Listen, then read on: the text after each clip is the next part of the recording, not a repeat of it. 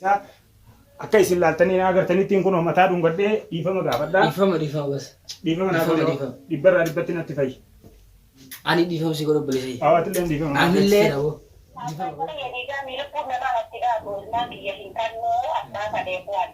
Hawaati dhibbatti. Hayyee amma telefoona waan ittiin bilbilaa isin irrattiin hordoftoonni keenyaas obboleessii isiitiis namayyuu akka dhaga'uttiin itti bilbilaa waan isin jettu abdo waan isin jettu dhageenyeeti san booda haasoo keenyatti itti deebina. An amma ishii tana waan irratti dawwaltu sanatti hin fakkaatu. Mee daakuu. Halo. Kimiya. Ati ammaan tana obboleessa kee kana nagee obboleessa keetii kana ni barbaaddamoo hin barbaaddu ijoollee tiyya bakkaan jirutti ammaan tana naaf iddee obboleessa kee kana fudhachuun baasuu ni feetamoo hin feetu si dhaga'u jira manguddoonis obboleessa keetii si dhaga'a. Ayyee.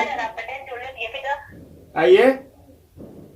Mara dapatin jodoh dia berarti jodoh dia alhamdulillah dah hajirah balon jirah di jiru mana hidati mana sipina mana kalau mana presser ya furkan ada yoi.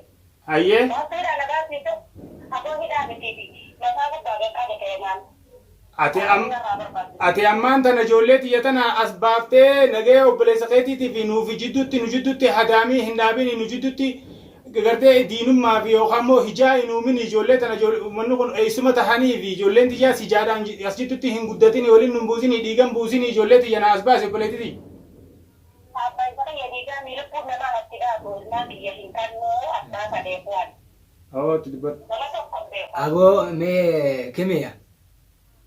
Dhaggeeffadhu nuti amma beekadu manguddoo qabbanaati malee manguddoo gartee isin jidduutti gartee waan hin taane uumuun barbaannu. Kanaafuu isin amma obboleessa kan keetilleen akka gartee nagayaan asiin karaa maatii isaa gartee nagayaan harka kan keessaa bahee gartee galu barbaanna.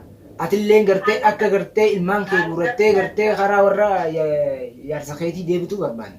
Kanaafuu ati amma achi teessee kana godhatu osoo hin taane waan fiddamuun fidduu qurxii nama gaafatu maali filannoon teetii maalii qofa irraa gaafatu ilmaan isaatis deebisii fi atis kana bultii teetii deebii obboleessa kan keetis nagaa gartee akka gartee inni nagaa isaatiin karaa bultii isaa deebatu godhu amma nuti akka maamuddees.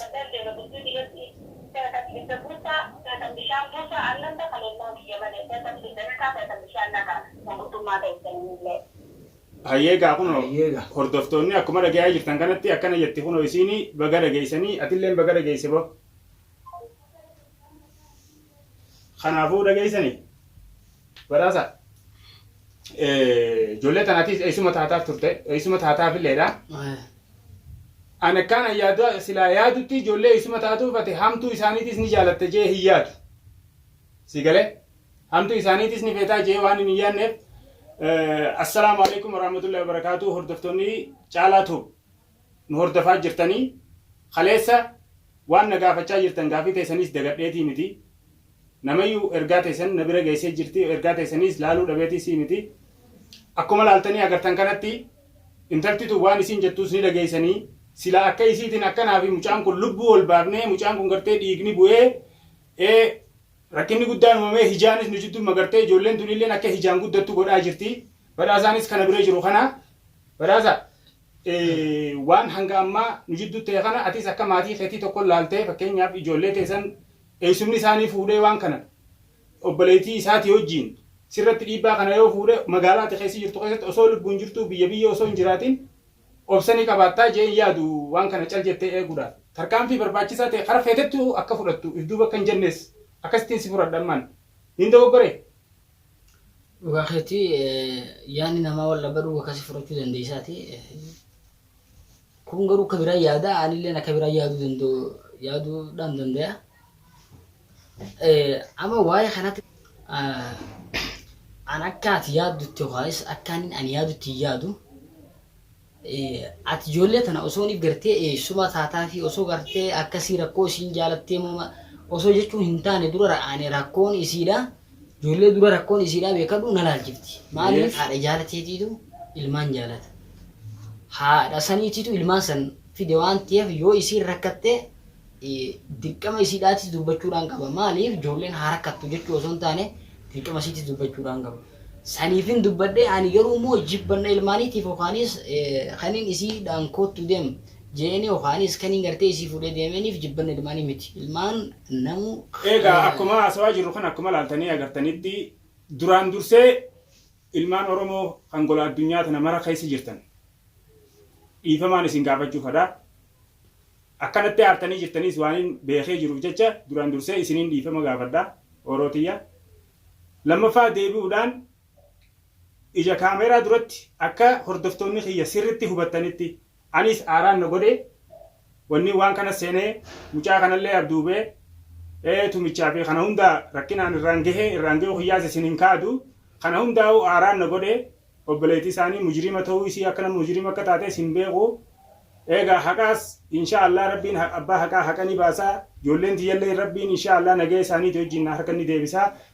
Akka isin laaltanii na agartanittiin kun mataa dhungadhee dhiifama gaafadha. Dhiifama bas. Dhiifama naaf godhe dhibbarraa dhibbatti natti fayi.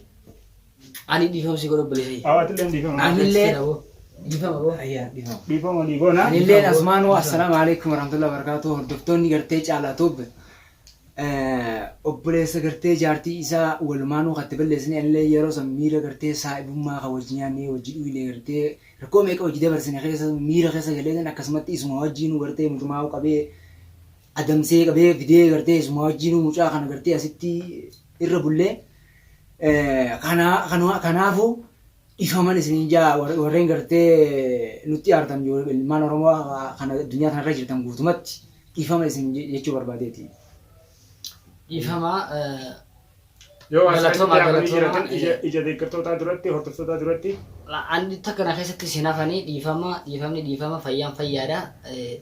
Fayyaan garaa amma yeroo qulqulluudhaan fayyaadhaatu dhufa saniifuu atis yeroo dheertuu asitti nutis rakkoo sirraan geenyee siyaasannee waan jirruuf maatii keetii fi haadha mana keetiitis addaftee harkoo waan feetuuf jecha haasawaa gabaabsineetiin si gaggeessinaa.